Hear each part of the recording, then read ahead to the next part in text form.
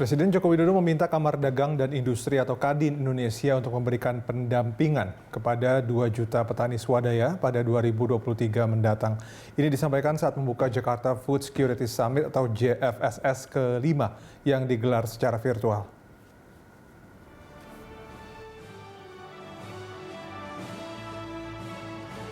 Jakarta Food Security Summit kembali digelar oleh Kadin tahun ini. Di tengah pandemi yang belum usai, perhelatannya diselenggarakan secara virtual pada 18 dan 19 November 2020. Presiden Joko Widodo menekankan pentingnya memperhatikan sektor pangan, apalagi di tengah potensi krisis pangan saat pandemi COVID-19. Oleh sebab itu, Jokowi menyampaikan dukungannya terhadap skema inklusif closed loop yang menghubungkan petani dengan pemerintah, lembaga keuangan, perusahaan, dan retail. Jokowi juga meminta Kadin untuk kembali melakukan pendampingan kepada petani swadaya dengan menambah target menjadi 2 juta petani setelah sebelumnya Kadin telah melakukan pendampingan kepada 1 juta petani di 2020. Saya minta Kadin untuk memberikan pendampingan kepada 1 juta petani swadaya. Saya mendengar di awal tahun 2020 sudah dilakukan dan saya menunggu komitmen pendampingan 2 juta petani swadaya pada tahun 2023. Saya yakin Kadin mampu mencapai target ini. Saya sangat berharap model bisnis kolaboratif yang inklusif ini bisa. Ketua Umum Kadin Rosan Roslani menyebut bahwa meski secara teknikal Indonesia masuk dalam resesi, namun sejumlah sektor masih berada di tren positif. Termasuk diantaranya agroindustri seperti perikanan dan pertanian yang bila dikelola secara terintegrasi dapat memberi kontribusi besar pada perekonomian nasional, terutama dalam penyediaan pangan bagi masyarakat.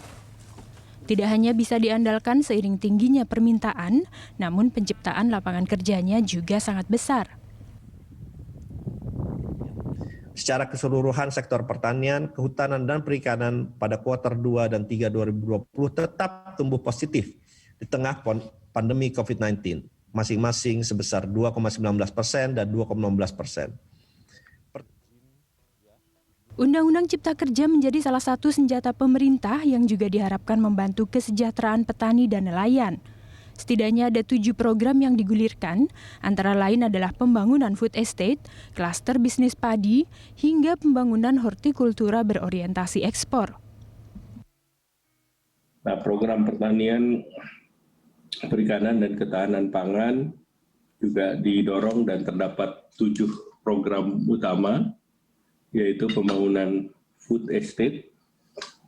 Nah, ini adalah dalam rangka mendorong korporasi, dan food estate ini yang disiapkan di Kalimantan Tengah dan juga beberapa di Humbang Hasudutan khusus untuk hortikultura. Kemudian kita mendorong adanya pengembangan klaster padi, kemudian hortikultura berbasis ekspor. Nah, ini korporatisasi daripada pertanian dengan pola kemitraan, terutama ini integrasi antara hulu dan hilir, kemudian pengembangan. Jakarta Food Security Summit ke-5 digelar sebagai wadah komunikasi pemulihan ekonomi nasional untuk mendukung ketahanan pangan dan meningkatkan kesejahteraan pelaku sektor terkait pangan, terutama petani, peternak, nelayan, dan industri pengolahan. Eril Raka, Nova Maulana, Berita 1, Jakarta.